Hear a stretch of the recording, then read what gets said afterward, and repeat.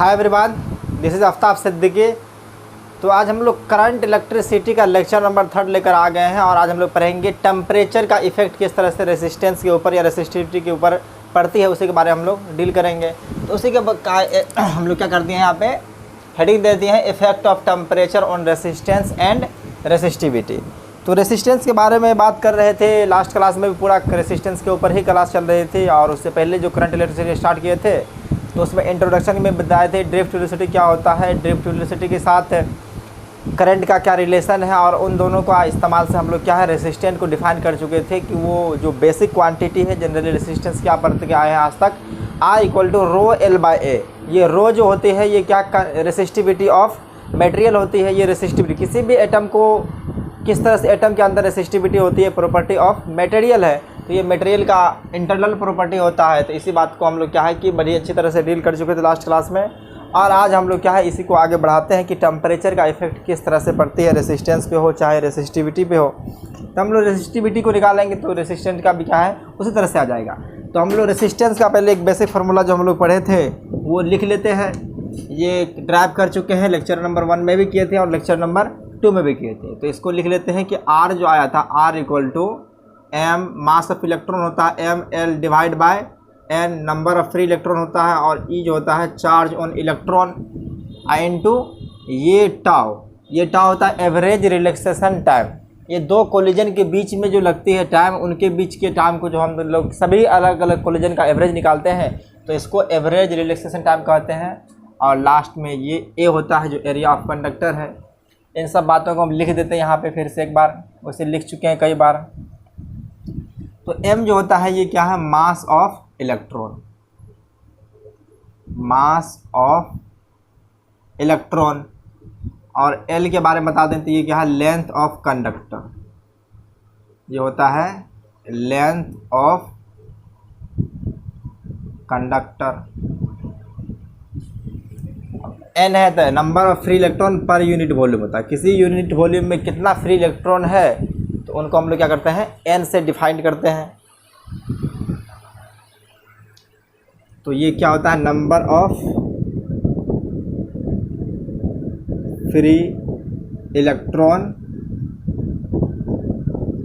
पर unit volume, या इसी को फ्री इलेक्ट्रॉन डेंसिटी भी कहते हैं। उसके बाद E के बारे में आप लोग जानते हैं, ये क्या होता है, चार्ज ऑन इलेक्ट्रॉन होता है। ये चार्ज ऑन इलेक्ट्रॉन, इलेक्ट्रॉन को शॉर्ट फॉर्म में E का पावर माइनस देते इसको इलेक्ट्रॉन पढ़ते हैं। यहाँ पे ये टाउ है, इसको कहते हैं average relaxation time between to consecutive collision के बीच में होता है। ये एवरेज रिलैक्सेशन टाइम होता है।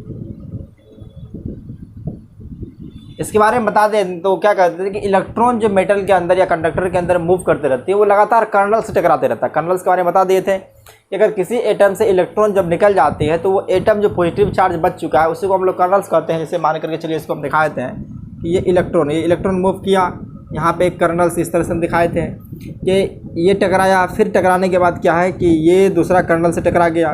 तो इनके बीच का जो टाइम बचता है इसको हम कहते हैं रिलैक्सेशन टाइम कहते हैं, क्योंकि दो कोलिजन के बीच में इलेक्ट्रॉन को रेस्ट करने का मौका मिला है। तो इसी मौका हमको लोग क्या कहते हैं, रिलैक्सेशन टाइम कहते हैं। मान के चलिए फिर से टकरा करके ये यहाँ आ चुका है, इसको हम लोग टाउ 2 मान लेते हैं, इसको टाउ 1 मान लेते हैं। इसी तरह से इलेक्ट्रॉन मान के चलिए टकरा करके फिर इसके बीच में याद, ये सभी का हम लोग जब एवरेज निकालते हैं तो इसको कहते हैं average relaxation time between to consecutive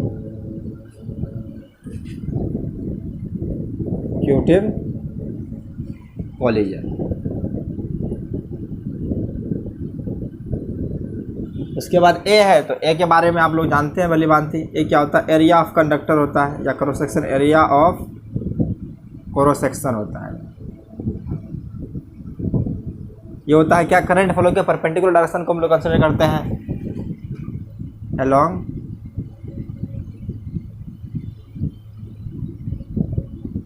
perpendicular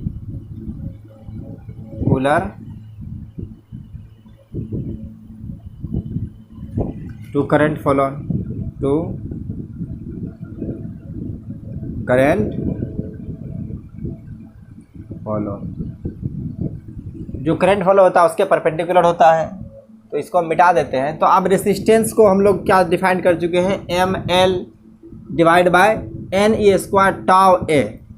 तो इनको हम थोड़ा इसका है कि स्टैंडर्ड फॉर्म में लिखते हैं, जो आपको पहले से याद है उसी फॉर्मेट में लिखते हैं। तो देखिए आर इक्वल टू जो होगा, थोड़ा आर को अच्छी तरह से लिख देते हैं कि M divide by N E square tau, इसको एक तरफ कर लेते हैं और इसको एल बाय ए एक तरफ कर लेते हैं। तो ये जो टर्म है इसी को हम लोग क्या कहते थे, रेसिस्टिविटी कहते हैं। इसको यहाँ से हम लिख सकते हैं रो एल डिवाइड बाय ए, तो क्या है, रेसिस्टेंस। तो ये रेसिस्टिविटी होती थी, रेसिस्टिविटी ऑफ कंडक्टर या किस मटेरियल समझ लीजिए, रेसिस्टिविटी ऑफ मटेरियल होता है रेसिस्टिविटी। ताकि यहाँ देखा जाए तो रो क्या था, आर इक्वल टू रो जो आया है वो M divide by N E square tau, ये रेसिस्टिविटी है। और रेसिस्टेंस का फॉर्मूला क्या है, L into L by A से मल्टीप्लाई कर देते तो वो क्या होता है, रेसिस्टेंस होता है। तो इन्हीं बात को हम लोग देख करके हम लोग पढ़ेंगे क्या, तीन तरह से हम लोग मटेरियल को कैटेगराइज कर लेते हैं। एक पहले कंडक्टर के अंदर देख लेंगे, उसके बाद सेमी कंडक्टर, उसके बाद कुछ एलॉय। बेड कंडक्टर के बारे में बात नहीं करेंगे क्योंकि बेड कंडक्टर के अंदर बहुत ज़्यादा रेसिस्टेंट होती है, तो उससे करंट फॉलो ही नहीं हो रहा, तो उसके बारे में हम लोग बात नहीं करेंगे। बात करना हम लोग क्या, कंडक्टर, सेमी कंडक्टर और एलॉयस के बारे में। तो इनको आप लोग एक बार लिख लीजिए। हम लोग क्या है कि इसी बात को अच्छी तरह से, ये बेसिक चीज़ है, इनसे आप समझाएंगे तो पूरी क्लियरली आपको समझाएगा। क्लास 10th में आप लोग बस पढ़ लिए होंगे कि रेसिस्टेंस में क्या होता है कि टेम्परेचर बढ़ाते हैं तो कंडक्टर के अंदर रेसिस्टेंस बढ़ जाती है, सेमीकंडक्टर के अंदर घट जाती है, एलॉय के अंदर अगर आप लोग पढ़े होंगे तो उसमें क्या होता है, रेसिस्टेंस नियरली कांस्टेंट होता है। तो इन्हीं बात को फील दिलाएंगे किस तरह से जो है सो ये टेम्परेचर के बढ़ाने पे ये इंक्रीज कर रहा है या डिक्रीज कर रहा है या कांस्टेंट रहता है। तभी आज आपको इस बात का रियल फील आने वाला है। तो एक बार इसको पॉज करके लिख लीजिए।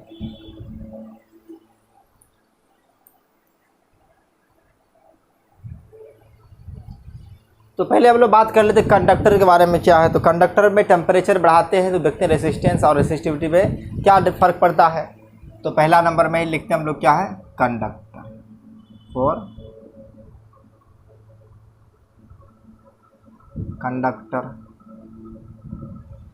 तो कंडक्टर में क्या देखते हैं कि अगर इस बात को अभी जो हम लोग रेसिस्टिविटी और रेसिस्टेंस का फॉर्मूला लिखे थे, तो रेसिस्टिविटी का क्या फॉर्मूला लिखे थे, M divide by N E square और ये टाउ एवरेज, ये रेसिस्टिविटी का था। रेसिस्टेंस का भी लिख दे तो रेसिस्टेंस क्या होता था, इसमें एल बाय ए से मल्टीप्लाई कर देंगे, तो ये M L divide by N E square tau A.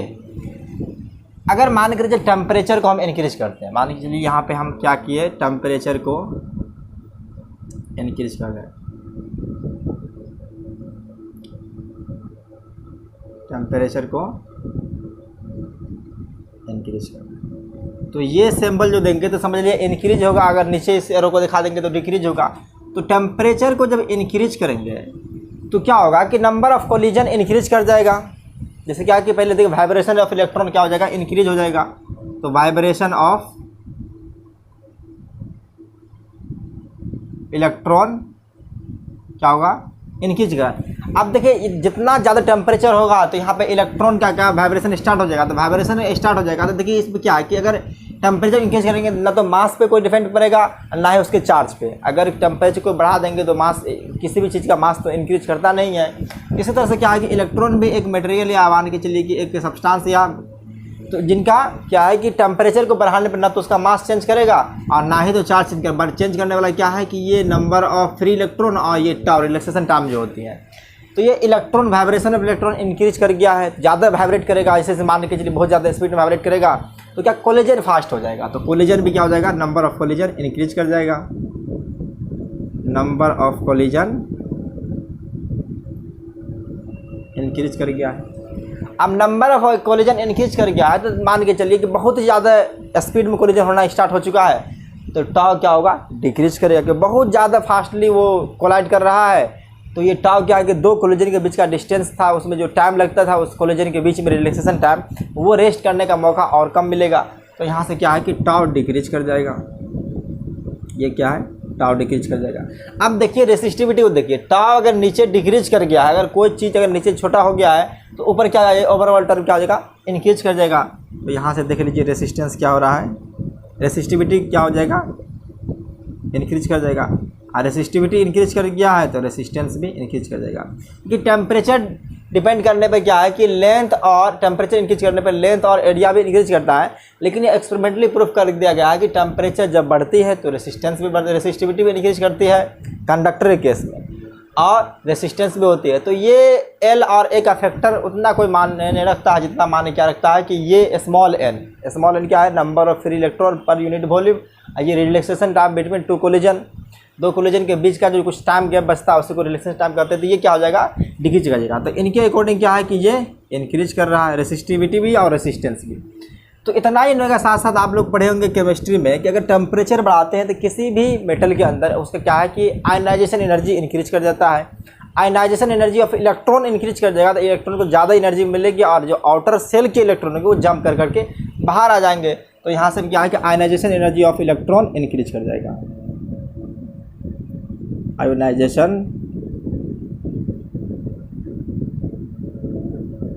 Energy of electron increase कर जाएगा। अब आयनाइजेशन ऑफ इलेक्ट्रॉन इंक्रीज कर गया है तो ज़्यादा से ज़्यादा इलेक्ट्रॉन फ्री हो जाएगा। तो यहाँ से क्या है कि एन जो था वो इंक्रीज कर गया। अब एन इंक्रीज कर गया तो यहाँ से देखिए कि एन क्या है, नीचे अगर कोई टर्म बढ़ जाएगा तो ये ओवरऑल टर्म क्या हो जाएगा, छोटा हो जाएगा।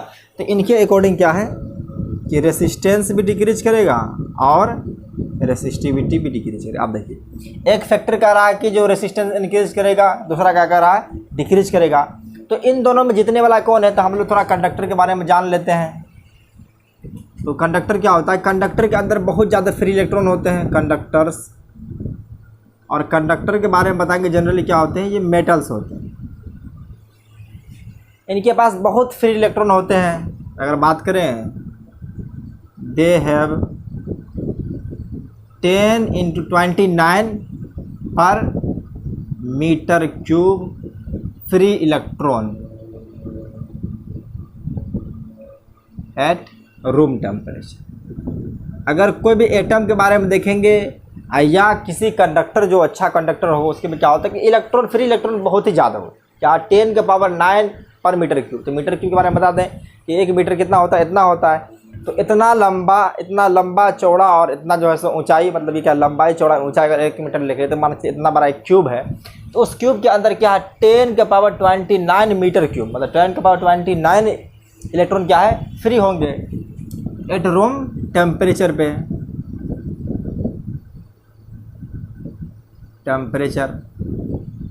तो सो इंक्रीज एन जो होता है वो एक सिग्निफिकेंट नहीं होता है।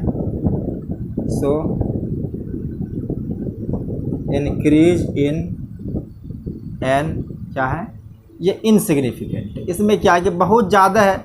बात वही हो गया, समंदर में 1 बाल्टी पानी डाल दें या 1 जग पानी डाल दें या 1 गिलास पानी डाल दें, कोई फ़र्क पड़ने वाला नहीं। उसी तरह से क्या है कि यहाँ पे इलेक्ट्रॉन फ्री भी हो जाएगा तो उतना डोमिनेट नहीं कर पाएगा जितना कि क्या है कि टाउ डिक्रीज करने के बाद ये इफेक्ट पड़ेगा, क्या हो जाएगा, इनसिग्निफिकेंट। ये थोड़ा अच्छा से लिख देते हैं प्लीज। ये क्या होगा, ये टर्म उतना सिग्निफिकेंट नहीं हो पाएगा, ये कंसिडरेबल नहीं है, इनसिग्निफिकेंट, ये सिग्निफिकेंट नहीं हो पाएगा। तो ये टर्म क्या है कि इनके द्वारा हम लोग नहीं करेंगे, ये टर्म जीत जाएगा। तो आप पता चलेगा कि टेम्परेचर को जैसे ही इंक्रीज करते हैं क्या है, अगर टेम्परेचर को इंक्रीज करेंगे तो आर भी इंक्रीज करेगा, चाहे रेसिस्टिविटी दोनों क्या हो जाएगा, इंक्रीज कर जाएगा। किस केस में, कंडक्टर केस में। कंडक्टर केस में देखिएगा कि यहीं से आप लोगों को पता चल गया होगा कि देखिए कि रेसिस्टेंस जो डिपेंड करता है ml/n/e² टाउ। L/a तो मान के जनरली वो कांस्टेंट रहता है, उतना भी चेंज नहीं हो पाता है। तो रेसिस्टिविटी के बारे में देख ले तो यही रेसिस्टिविटी देख लीजिए यहाँ पे, इसमें क्या L/a नहीं है तो यहाँ पे समझना थोड़ा और आसान है। तो m और e चेंज नहीं हुआ, चेंज क्या हुआ n और टाउ।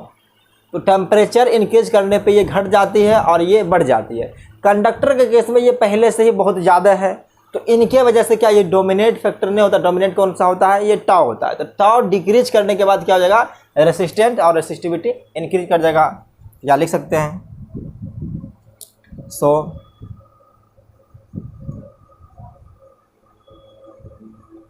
डोमिनेटिंग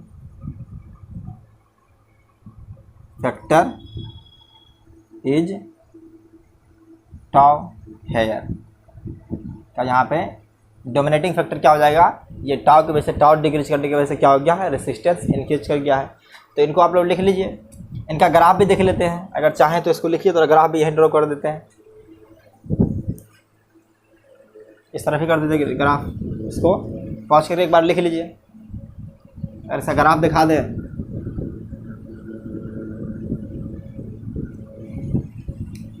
तो एक एक्स कोऑर्डिनेट और ये एक्स कोऑर्डिनेट और ये वाई कोऑर्डिनेट है। इस पे रेसिस्टिविटी रखते हैं, या इसी को हम क्या है रेसिस्टेंस रख के इस पे टेम्परेचर रखते हैं हम लोग, क्या है टेम्परेचर। जनरली किस में रखेंगे, टेम्परेचर जब भी रखा जाएगा केल्विन में रखेंगे। तो देखा गया कि टेम्परेचर जैसे इंक्रीज करते हैं कंडक्टर के केस में क्या होता है कि अगर ये कॉपर एटम ले लिया है कि ये फॉर कॉपर एटम के लिए, ये कॉपर के लिए हम ड्रॉ कर रहे हैं। ये कॉपर क्या कि अच्छा कंडक्टर है, कॉपर हो, एल्युमिनियम हो या सिल्वर हो, इस सब के लिए हम ड्रॉ कर सकते हैं। तो देखा क्या कि जनरली ये क्या होता है, ये पैराबोलिक टर्म में इंक्रीज कर रहा है या एक्स का पावर क्यू की टर्म में इंक्रीज कर रहा है।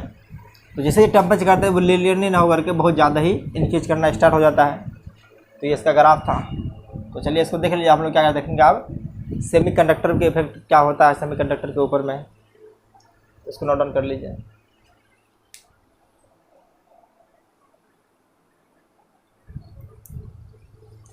तो सेकेंड केस हम लोग क्या देखते हैं, सेमीकंडक्टर। तो सेमीकंडक्टर के ऊपर हम जानते हैं जनरली टेम्परेचर इंक्रीज करने के बाद क्या है, उसका कंडक्टिविटी इंक्रीज करता है। कंडक्टिविटी इंक्रीज कर रही है तो रेसिस्टिविटी अल्टीमेटली डिक्रीज करेगी। तो देखते हैं इसको और सेमीकंडक्टर।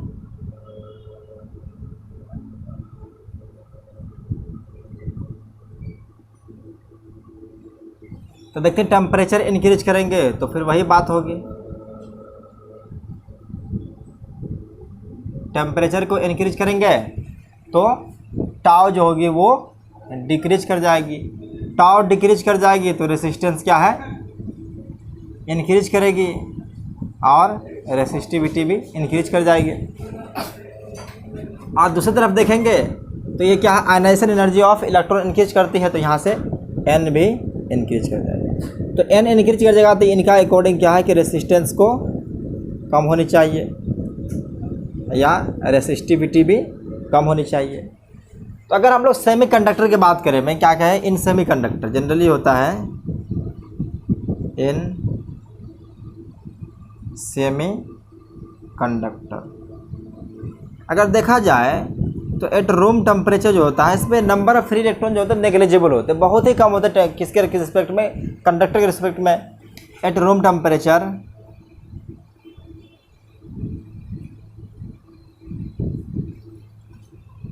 दे हैव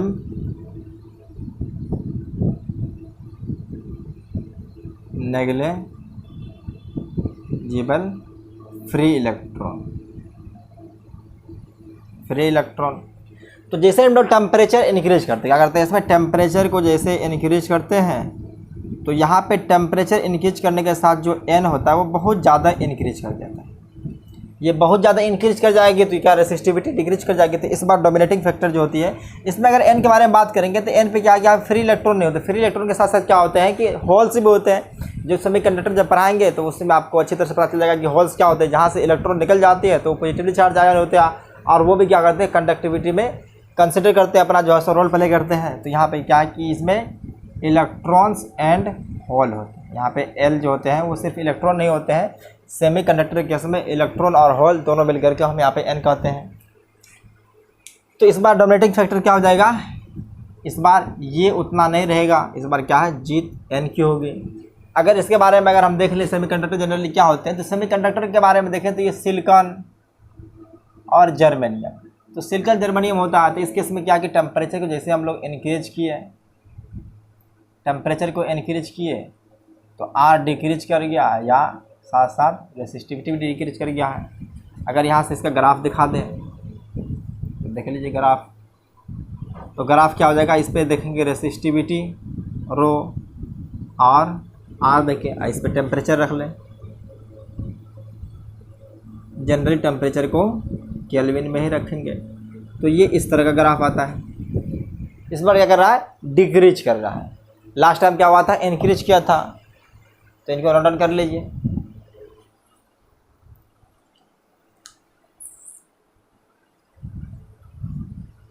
सॉरी, यहाँ पे हैव लिखना छूट गया था, तो यहाँ पे क्या लिखेंगे, they have negligible free electron. Temperature increase करने पर क्या होती है, एन बहुत ज़्यादा इंक्रीज कर जाती है। एन क्या, इलेक्ट्रॉन और होल दोनों यहाँ एन को प्ले करेगा। तो एन ज़्यादा इंक्रीज कर जाएगी तो इस समय क्या है कि टाउ उतना डोमिनेट नहीं कर पाएगा। डोमिनेट कौन कर पाएगा, यहाँ पे एन कर पाएगा। तो एन जैसे ही इंक्रीज किया है तो रेसिस्टिविटी और रेसिस्टेंस डिक्रीज कर गया है। इसको लिख लीजिए एक बार।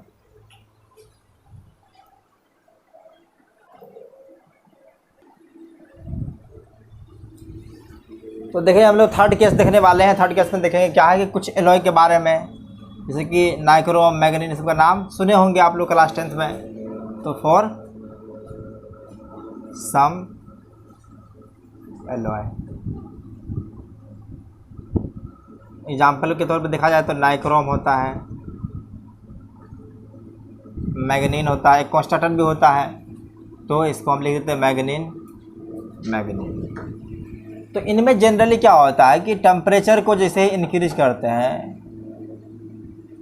टेम्परेचर को इंक्रीज करने पे नियरली कोई इफेक्ट नहीं पड़ता है उसके रेसिस्टेंस पे। No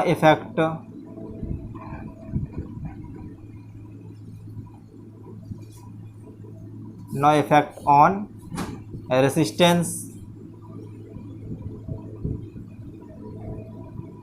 and resistivity.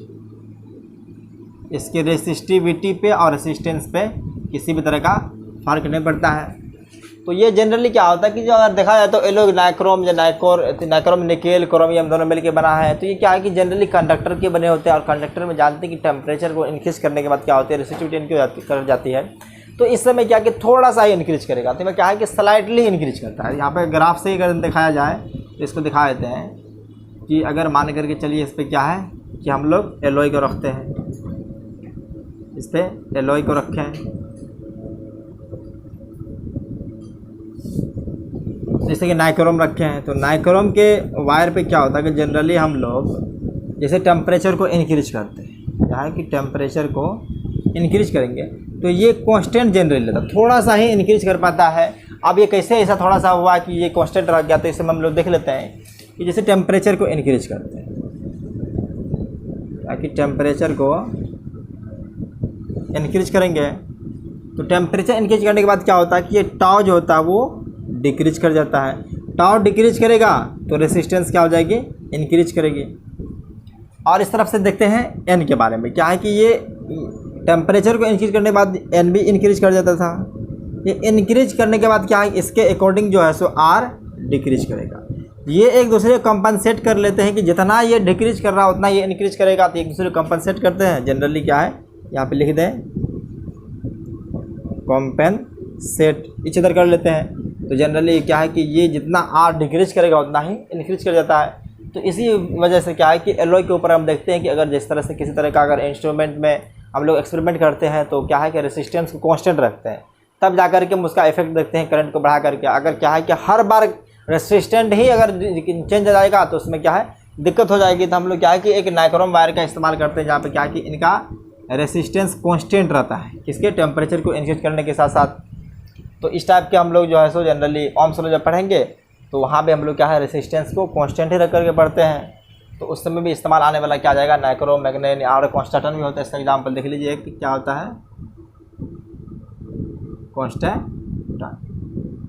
तो ये सब क्या है कि मिश्र धातु कहिए चाहे हिंदी में ऐसी को एलॉय कहते हैं। इसको लिख लीजिए। हम लोग क्या पढ़ेंगे, आप देखते हैं कि कम टेम्परेचर कोफिशिएंट के बारे में देखते हैं कि किस तरह से होता है। तो टेम्परेचर कोफिशिएंट देखने के बाद जो है सो हम लोग इसको और अच्छी तरह से समझ जाएंगे।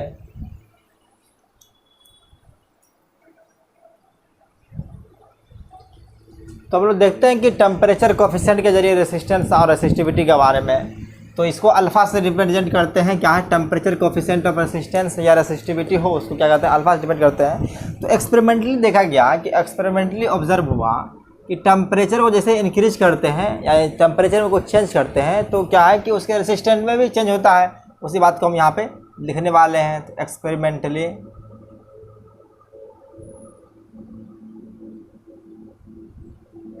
ऑब्जर्व,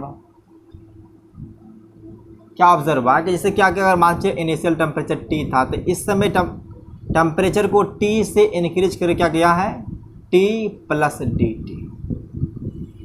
तो जो इनिशियल रेसिस्टेंस टेम्परेचर T पे अगर R0 था तो इसमें भी क्या है कि अगर टेम्परेचर को चेंज करते हैं तो चेंज क्या है, इंक्रीज भी हो सकता है, डिक्रीज भी हो सकता है। तो रेसिस्टेंस भी क्या होता है R0 से क्या है कि वो DR चेंज कर जाता है।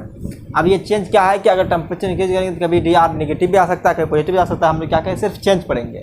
तो ये देखा गया कि ये एक्सपेरिमेंटली ऑब्जर्व देखा गया कि तो इसलिए यहाँ पे देखते हैं कि जैसे जनरली DR होता है वो टेम्परेचर पे डिपेंड करता है। चेंज इन रेसिस्टेंस क्या है डायरेक्टली प्रोपोर्शनल टू टेम्परेचर। और साथ साथ ये देखा गया कि टेम्परेचर को चेंज करने के बाद क्या है रेसिस्टेंस तो चेंज होता ही है, साथ साथ ये इनिशियल लेंथ या इनिशियल रेसिस्टेंस पे भी डिपेंड करता है। तो DR दो चीज़ पे डिपेंड करता है। पहला तो डिपेंड किया क्या है कि चेंज इन टेम्परेचर पे, और दूसरा क्या है इनिशियल रेसिस्टेंस पे। इनिशियल रेसिस्टेंस कितना है उस पर भी डिपेंड करता है। तो यहाँ से हम दोनों को इक्वेट कर देते हैं। तो DR जो आ जाएगा वो इक्वल टू होता है अल्फ़ा R0 dt। तो ये अल्फ़ा जो है इसी को कहते हैं हम लोग क्या है टेम्परेचर कोफिशिएंट ऑफ रेसिस्टेंस या रेसिस्टिविटी। इसी का नाम क्या है थर्मल कोफिशिएंट ऑफ रेसिस्टेंस भी कह सकते हैं इसको, थर्मल कोफिशिएंट ऑफ रेसिस्टेंस, दोनों नाम है इसका। जैसे रियल नाम में देखिए एक आदमी का क्या कई नाम होता है। तो आप जनरली देखा गया कि अल्फ़ा जो होते हैं वो 99% केस में कांस्टेंट ही होते हैं। क्या है कि अल्फ़ा जनरली ये कांस्टेंट होते हैं। क्या है ये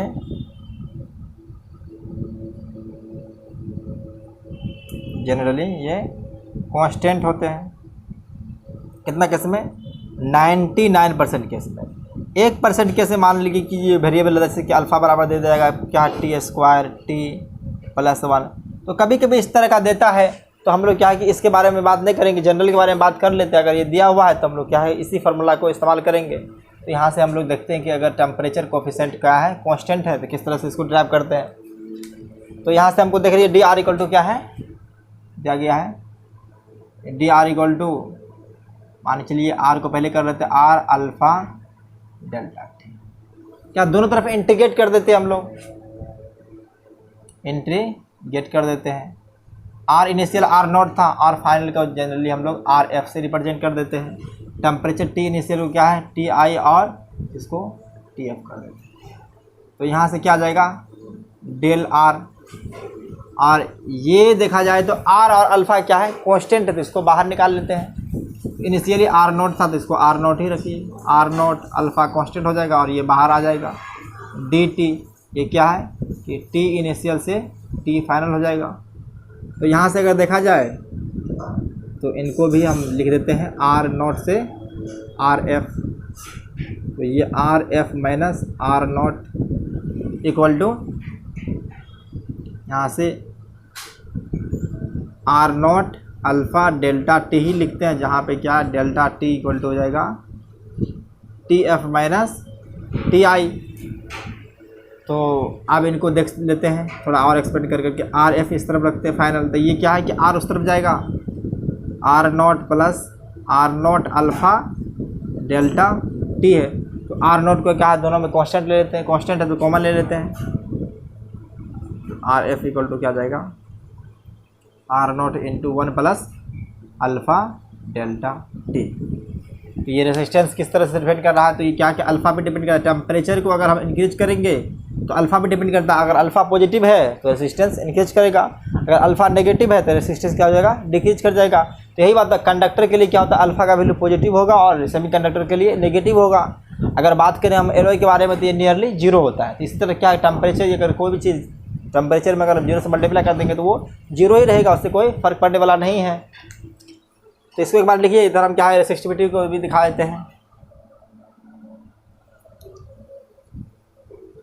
अगर इसको लिख लिए हैं तो थोड़ा यहीं पे हम दिखा देते हैं कि इसको मिटा करके इसको लिखते थर्मल कोएफिशिएंट ऑफ रेसिस्टेंस इधर कर देते हैं।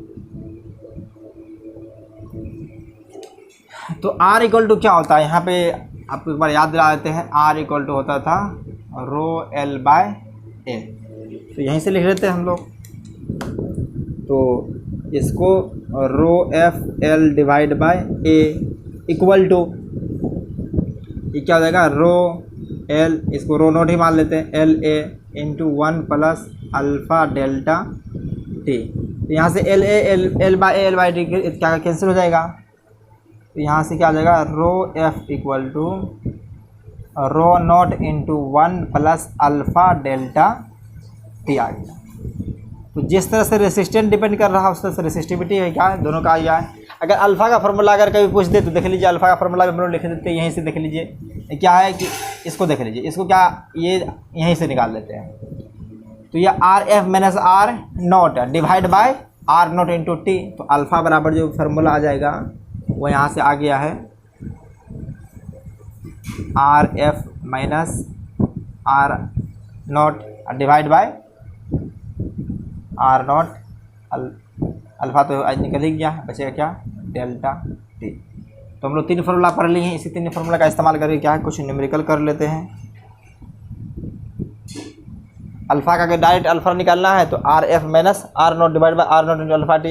अगर इससे भी निकालेंगे तो क्या आएगा, rho F minus rho naught divide by rho naught delta T आ जाएगा। तो इनको नोट डाउन कर लीजिए, हम क्या है कि इसी के बेसिस पे क्वेश्चन कुछ करा लेते हैं ताकि कंसेप्ट क्लियर हो जाए।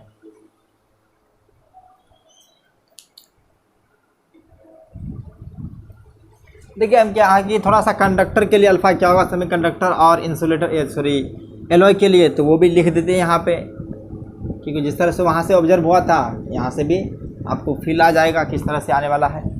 देखिए हम लोग क्या कंडक्टर के बारे में बात करते हैं। तो कंडक्टर के लिए जो है सो होता है अल्फ़ा का वैल्यू पॉजिटिव फॉर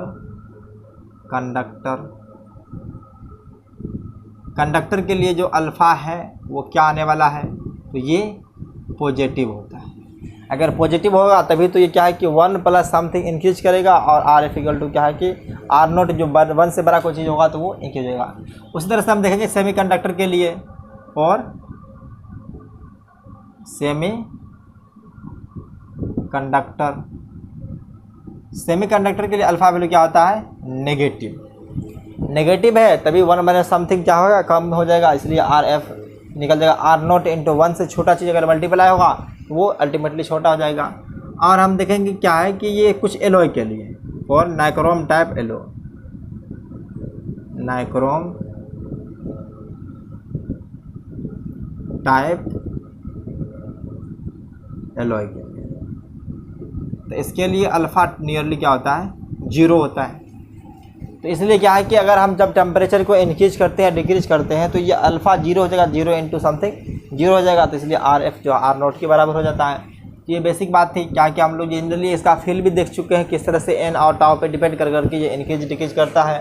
और क्या है कि थर्मल कोएफिशिएंट या temperature coefficient of resistance and resistivity से भी क्या है हम इसको देख लिए हैं, आर नॉट का क्या वैल्यू आ चुका है।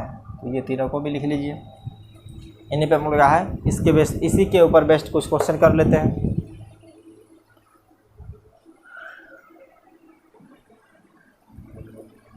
तो देखिए क्वेश्चन नंबर 1 उसी के बेसिस पे दे दिए हैं कि क्या कि अगर करा कि रूम टेम्परेचर 70 डिग्री सेल्सियस क्या रेसिस्टेंस ऑफ हीटिंग एलिमेंट क्या है 100 था। तो यहाँ से हम लोग इन्फॉर्मेशन निकाल लेते हैं, देख लीजिए। और 4 ऑप्शन भी दिया हुआ है। अगर what is the temperature of element if the resistance is found to be 117 ohm, क्या कि अगर इनिशियल टेम्परेचर दे दिया है और इनिशियल रेसिस्टेंस दे दिया है, फाइनल रेसिस्टेंस दिया हुआ और फाइनल टेम्परेचर पूछ रहा है, तो हम लोग गिवन क्या दिया हुआ है पहले इसको लिख लेते हैं। गिवन दिया हुआ है कि आर नॉट दिया हुआ है 100 ओम। अगर टी आई देखें तो टी आई दिया हुआ है 27 डिग्री सेल्सियस, और आर एफ भी दिया हुआ है। आर एफ कितना दिया हुआ है 117 ओम, 117 ओम दिया हुआ है।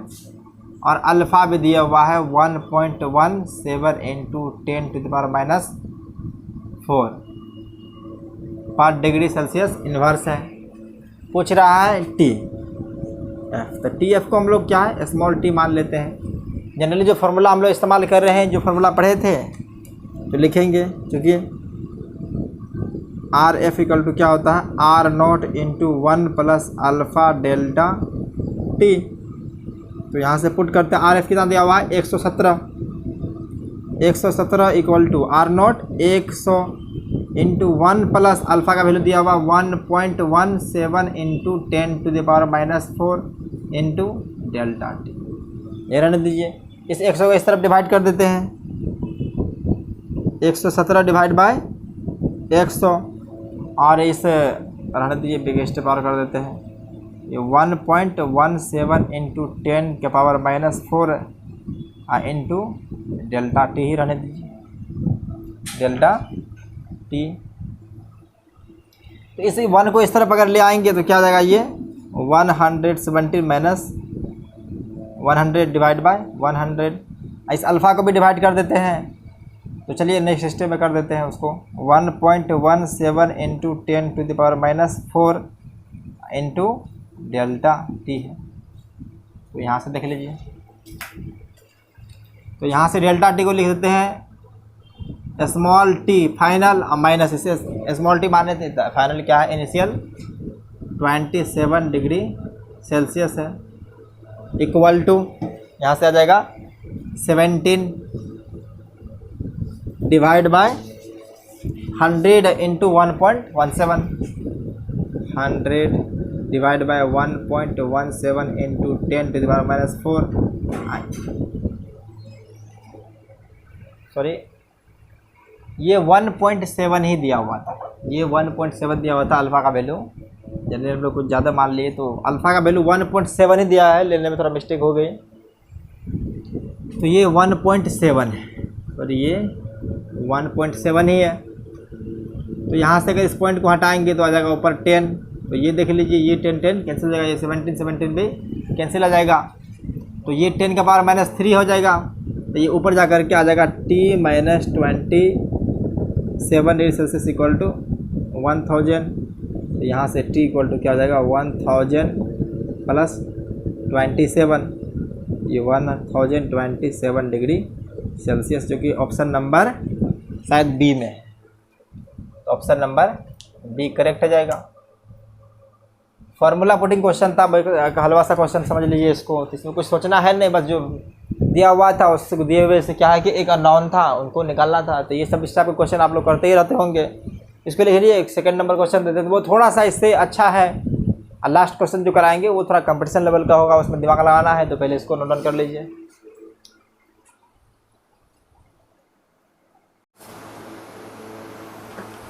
क्वेश्चन नंबर सेकंड दिया हुआ है कि यहाँ पे करा कि ये रेसिस्टेंस ऑफ प्लेटिनम वायर है जिसका स्टीम पॉइंट यानी 0 डिग्री सेल्सियस पे इसका रेसिस्टेंस कितना है 5 ओम और 5.5 ओम एट स्टीम पॉइंट। तो वाटर का स्टीम पॉइंट कितना होता है तो 100 डिग्री सेल्सियस, तो 100 डिग्री सेल्सियस में दिया हुआ है 5.5 ओम करा के। अब इसी वायर को करा कि इंसर्ट इन हॉट बाथ, क्या कि एक गर्म बाथ में जो उसको इंसर्ट किया हुआ है, देन रेसिस्टेंस बिकम 5.8 ओम। तो इसका रेसिस्टेंस कितना हो गया है 5.8 ओम हो गया। तो करा calculate the temperature of bath, तो टेम्परेचर बाथ का निकालना है। तो इस टाइप क्वेश्चन में हम लोग देख लेते हैं गिवन क्या दिया हुआ उससे ही हम लोग डिफाइन कर लेंगे। तो यहाँ से देखते हैं गिवन जो है अगर देखा जाए तो 5 ओम जो है ये कितना पे दिया हुआ है 0 डिग्री सेल्सियस पे, और 5.5 ओम रेसिस्टेंस दिया हुआ कितना पे ये 100 डिग्री सेल्सियस पे, और ये 5.8 ओम दिया हुआ मान लेते इसको T डिग्री सेल्सियस पे।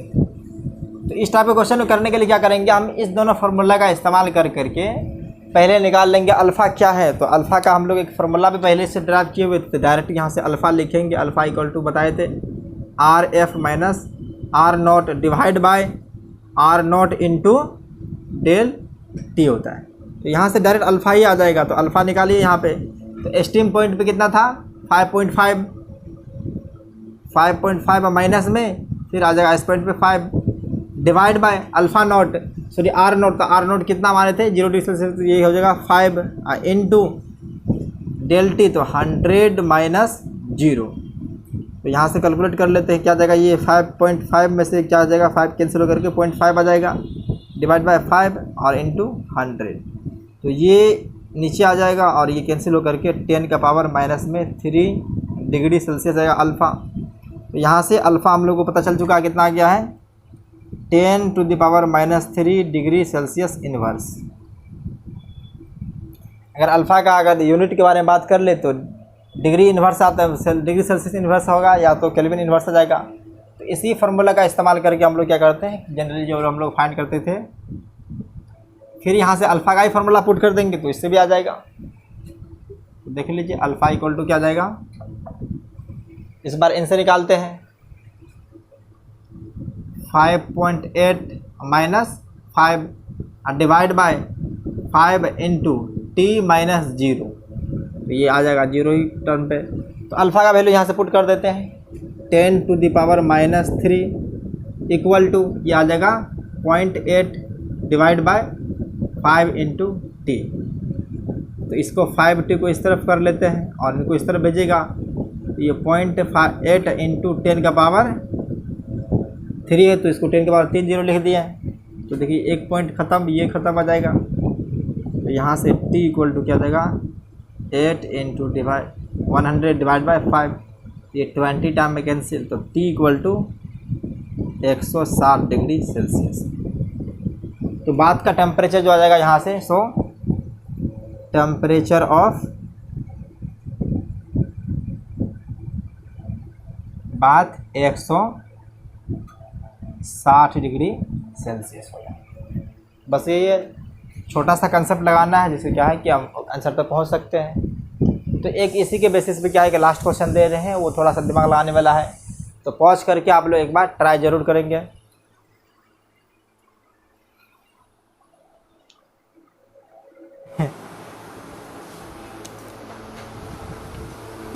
तो ये क्वेश्चन नंबर 3 दे दिए हैं। इस 3 में क्या दिया हुआ है कि अगर 2 कंडक्टर है या 2 मान के चलिए एक वायर दिया हुआ है, जिसका पहले का ρ1 अल्फ़ा 1 और ρ2 अल्फ़ा 2 दिया हुआ, दोनों का लेंथ और एरिया सेम है।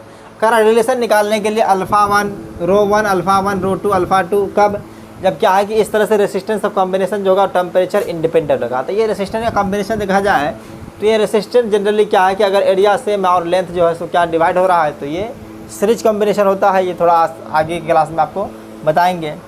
तो अगर हम निकालेंगे आर कॉम्बिनेशन, तो आर कॉम्बिनेशन जो आने वाला है वो आ जाएगा R1 plus R2, R1 plus R2। तो जो R इनिशियल रहेगा, आर कॉम्बिनेशन का initial combination I equal to क्या हो जाएगा, आर कॉम्बिनेशन फाइनल। तो इनिशियल तो यही रहेगा R1 प्लस R2, तो इसको कर लेते हैं R1 plus R2 equal to final क्या आ जाएगा, R1 into 1 plus alpha 1 del T plus R2 into 1 plus alpha 2 del T.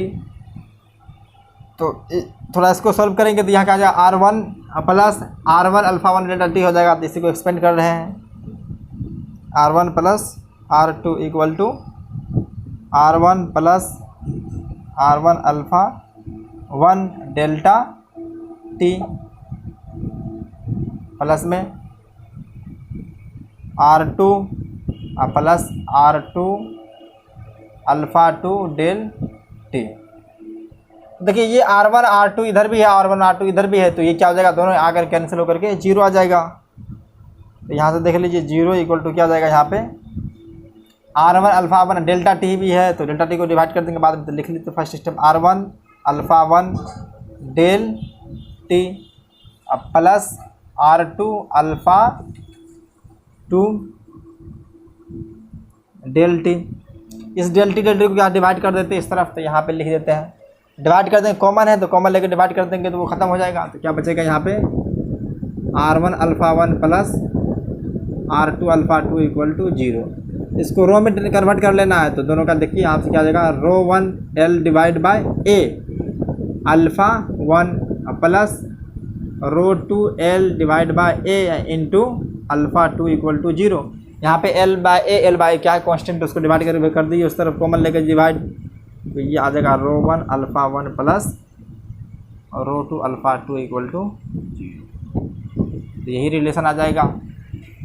Basic सी बात थी, बस दिमाग थोड़ा लगाना था, हो जाता। तो आज के लिए बस इतना ही रहेगा। तो आप लोग पढ़ाई करते रहिए। Take care, bye bye.